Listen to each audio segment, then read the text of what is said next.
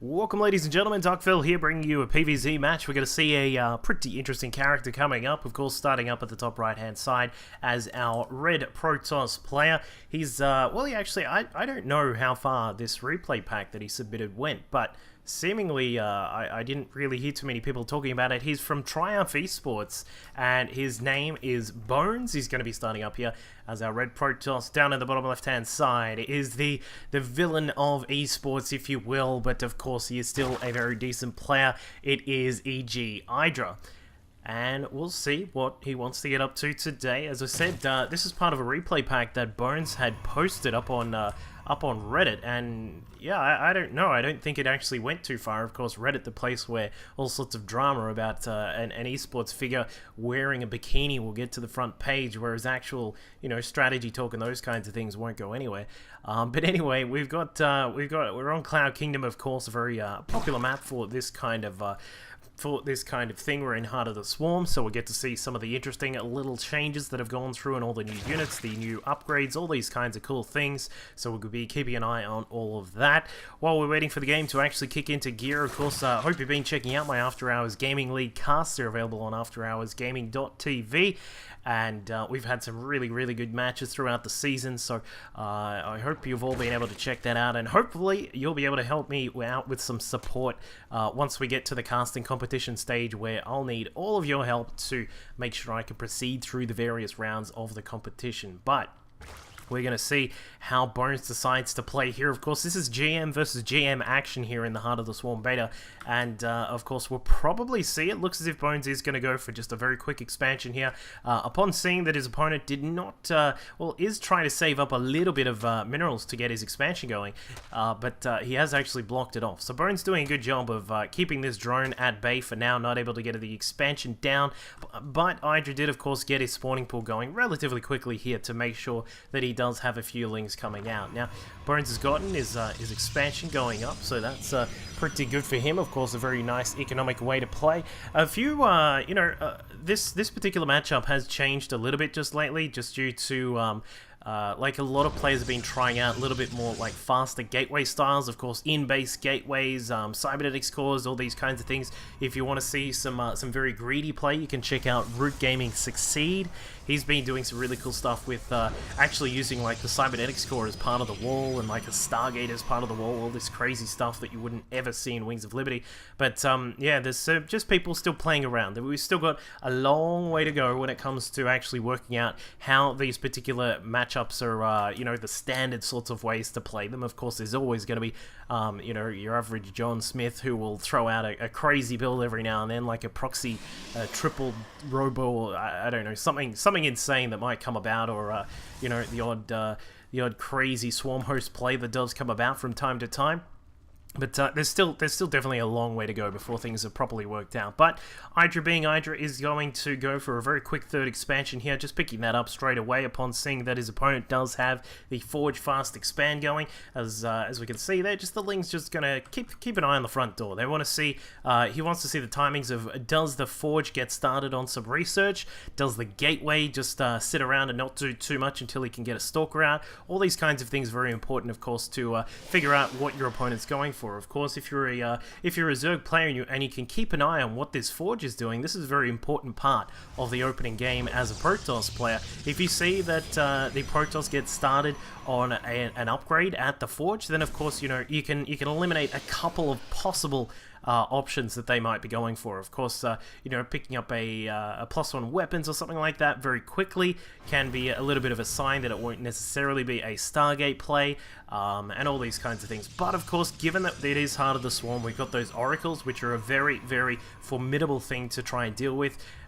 We may see that kind of Stargate play. Given that Bones is not, he has gotten started on the +1 weapons, I have a feeling he's probably going to go up to a quick expand here, but we'll keep an eye on what he's up to.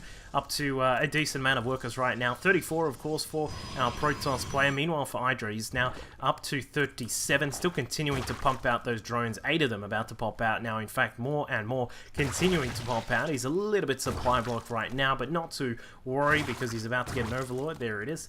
And with 3 bases rolling, of course, he's going to be very happy with the position that he's in. He's currently got only 2 gas, one at number 1 down at the natural, and number 2 is also there as well. And he's finally going to get started on some of his real infrastructure here, just putting down a Roach Warren and also the Evo Chamber as well to make sure that he has some possible defensive presence against any pressure that Bones may apply. But we can see that Bones has gone for an extremely fast third base here. This is a very common timing to see Protoss players going for this very quick expansion.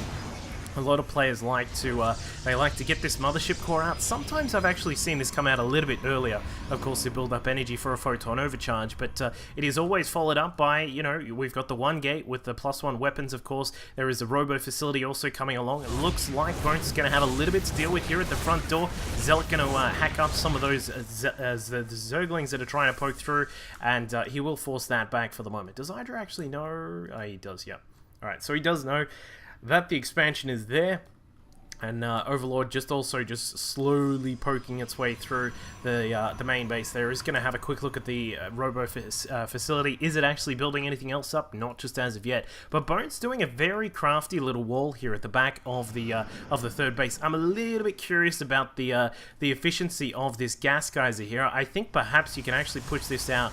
The gateway can go a little bit further out to make sure that your probes aren't going on this really weird path, but I've never actually really seen it done that way, so we'll see how that goes. But he does send across a hallucinated Phoenix just to check out what is going on here. Of course, it's just going to scout through, sees that there is a Spire, the macro hatch as well, some drones also just transferring about Hydra, as we can see on the worker the worker notation here, 17 of 24, so he's still a little bit behind that full efficiency there. But the third base and of course the natural is also at around about the same amount, so not too much to worry about for Hydra at the moment. He's up to a healthy amount of drones, up to 70, of course, a very likely amount for him to have. He's a very common sort of macro player that you see out of most Zergs, and as we will see, he's actually going to get supply block for a moment there. Just a small second while some extra Overlords did pop out, but as we can see now, he's actually going for +1 melee weapons and the ground carapace as well. So looks as if he is going to go for perhaps that Mutiling Bane style. Of course, the Mutas have been a very popular addition to Zerg armies these days with the extra regeneration, the speed they also have, all these kinds of things factoring in to a very heavy Muta play that is extremely common in Heart of the Swarm, just due to the fact that they can be used quite nicely. So we do see Hydra taking control of the Xel'Naga Watchtower there. In fact, he's just going to leave that little Ling there. He's only got 3 health. But back at home for Bones, he's currently got double Stargate going. Upon seeing that Spire going up, as we saw, he did just see the production of the Spire going. And so what he's done is gone for double Stargate. He's going to Chrono Boost out these Phoenix here. And if he can get a very decent Phoenix count out, then he's going to be in a very nice position. Because, of course, the Lings by themselves against even just a few of these ground units, even if some of them are hallucinated, which is quite hilarious, he's not really going to be able to get too much done. If the Mutas are still alive, if they can take care of the Phoenix and these kinds of things, then then it can be a very big problem for the Protoss player to deal with. But Bones, being very well aware of what's going on, gets a lot of cannons started at his natural base. He's also got, of course, a couple here at the third base as well. I think there is just slightly inefficient, maybe. Yeah, well, he's only got two workers on that now anyway, but there is perhaps just a slight little differential in that compared to a normal sort of positioning of the gas and all that kind of thing. But anyway, we've got a lot of Phoenix out. We've got 8 Phoenix out, 2 more are still on the way. He's also researching the +1 to the air weapons right now, and as we can see, that Cybernetics core is spinning up and is going to get that upgrade rolling as quickly as possible. Of course, a very powerful way to fend off these Mutas, and with this amount of Phoenix up in the air, despite the fact that he's a little bit down in the count compared to the Mutas, like it's about a 2-to-1 ratio right now, with some good micro, these Phoenix will have a relatively easy time against the Mutas. So the setup for Bones right now is looking very good. He's countered the Mutas, he's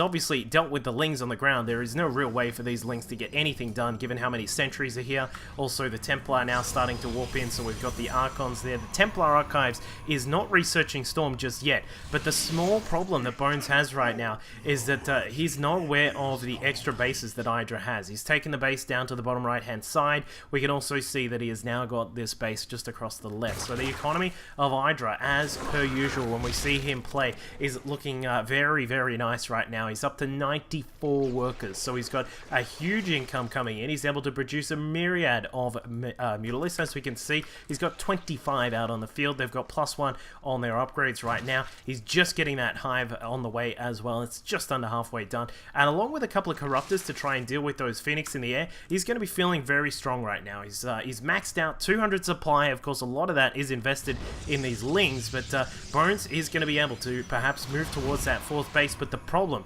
is dealing with these mutas. Like, now we do have, wow, actually, you know, it's not really a problem anymore. I think there are so many Phoenix up in the air, along with the Archons on the ground. This is going to be a very interesting fight. As we can see, EGidraRC is trying to catch those Phoenix. They are dancing backwards, and the mutas trying to do their best, but they're just not enough, and they get absolutely torn apart by the Phoenix and, of course, the Archons on the ground. The Zealots were almost in a little bit of trouble there, given that there were so many Banelings on the ground, but Bones is now in a very commanding position right now. If EGidraRC tries to switch into an air tech, then, of course, these Phoenix, there are still 17 of them out on the map with +1 on their weapons, and, of course, they're just going to come through and tear up all of the Overlords. In fact, he has complete air dominance right now, and this has given him the space to push in towards the 4th base of EGidraRC, in fact, the 5th base of EGidraRC, and is able to, well, he could have taken it down. I'm not sure what the retreat is for, but he is going to be very careful. Of course, EGidraRC just having a quick look.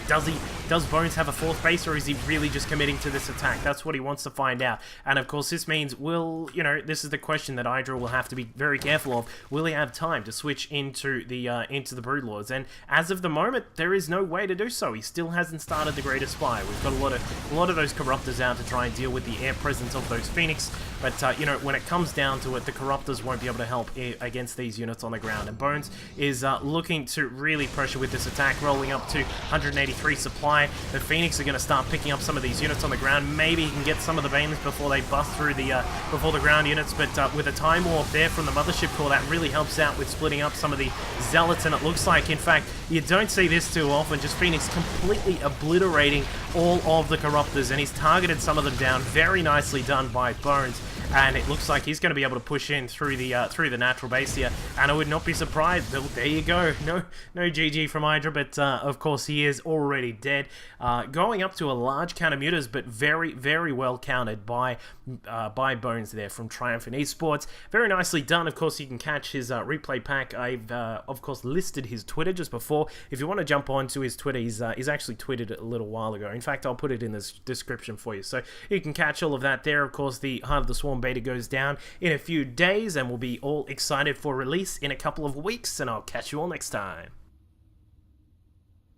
List now starting to come into effect. Interestingly enough, they cannot get through this wall, which is a little bit unfortunate for them. Well, I'm pretty sure they can't. Like, I don't see why you wouldn't